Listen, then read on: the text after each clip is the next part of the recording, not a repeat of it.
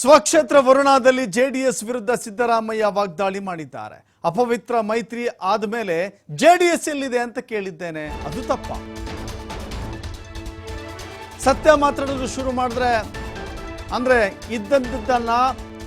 ಇದ್ದದ್ದನ್ನ ಇದ್ದ ಹಾಗೆ ಹೇಳಿದ್ರೆ ಎದ್ದು ಬಂದು ಎದೆಗೆ ಒದಿತಾರಲ್ಲ, ಹಂಗಾಯ್ತು ಇದು ಕತೆ. ಅವರು ಒದಿಯೋಕೆ ತಪ್ಪಿಸ್ಬೇಕು ಅಂತ ಹೇಳಿದ್ರೆ ಕಾಂಗ್ರೆಸ್ ಅಭ್ಯರ್ಥಿ ಸುನಿಲ್ ಬೋಸ್ ಇಲ್ಲಿ ಗೆಲ್ಲಬೇಕು. ವರುಣಾದಲ್ಲಿ 60,000 ಲೀಡ್ ಕೊಡಿ, ಆಗ ನನ್ನ ಯಾರೂ ಟಚ್ ಮಾಡೋಕ್ಕಾಗಲ್ಲ.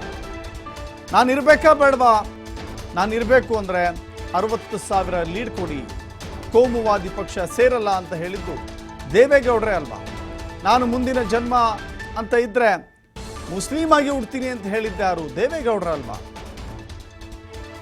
ಬಿಜೆಪಿ ಅಧಿಕಾರಕ್ಕೆ ಬಂದರೆ ದೇಶ ಬಿಡ್ತೀನಿ ಅಂತ ಹೇಳಿದ್ದು. ಈಗ ನನಗೂ ಮೋದಿಗೂ ಅವಿನಾಭಾವ ಸಂಬಂಧ ಅಂತ ಹೇಳ್ತಾ ಇದ್ದಾರೆ ಅಂತ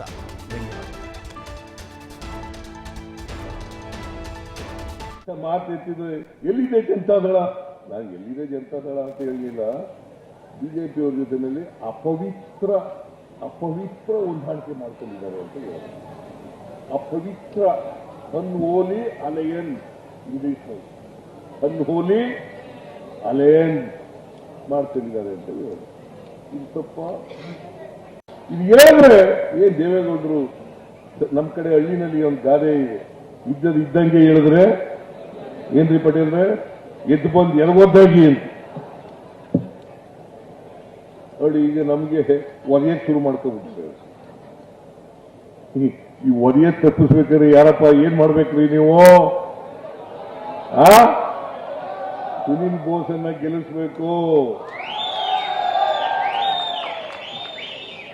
ಗೆಲ್ಲಿಸ್ತೀವಿ ಅಲ್ವಾ? ನೀವೆಲ್ಲ 60,000 ಲೀಡ್ ಗೆಲ್ಲಿಸ್ಕೊಟ್ರೆ ನನಗೆ ಸಂತೋಷ ಆಗ್ತದೆ. ನನ್ನನ್ನ ಯಾರು ಕೂಡ ಮುಚ್ಚಕ್ಕಾಗಲ್ಲ. ನಾನು ಇರ್ಬೇಕಲ್ಲ. ನನಗೂ ನರೇಂದ್ರ ಮೋದಿಯವ್ರಿಗೂ ಅವಿನಾವ ಭಾವ ಸಂಬಂಧ. ನನಗೂ ನರೇಂದ್ರ ಮೋದಿಯವ್ರಿಗೂ ಅವಿನಾವ ಭಾವ ಸಂಬಂಧ. ಏನ್ ಮಾತಾಡ್ತೀವಿ, ಏನ್ ಹೇಳಿರ್ತೀವಿ ಹಿಂದೆ, ಈಗೇನ್ ಮಾಡಬೇಕು, ಈಗೇನು ಯಾವ ರೀತಿ ನಾ ಹೇಳ್ಬೇಕು, ಇದು ಇರ್ಬೇಕಲ್ಲ. ಈಗ ಬಿಜೆಪಿಗೆ ಅವ್ರ ಅಳಿಯನ್ನೇ ಕಳಿಸ್ಬಿಟ್ಟವ್ರ ಹೆಸರು.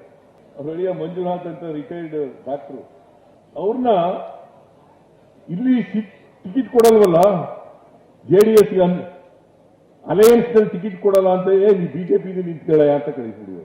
ಈಗ ಅಳಿನೂ ದೇವೇಗೌಡರು ಬೇರೆ ಆಗಿದ್ದಾರ. ಯಾಕಪ್ಪ ಈ ನಾಟಕ?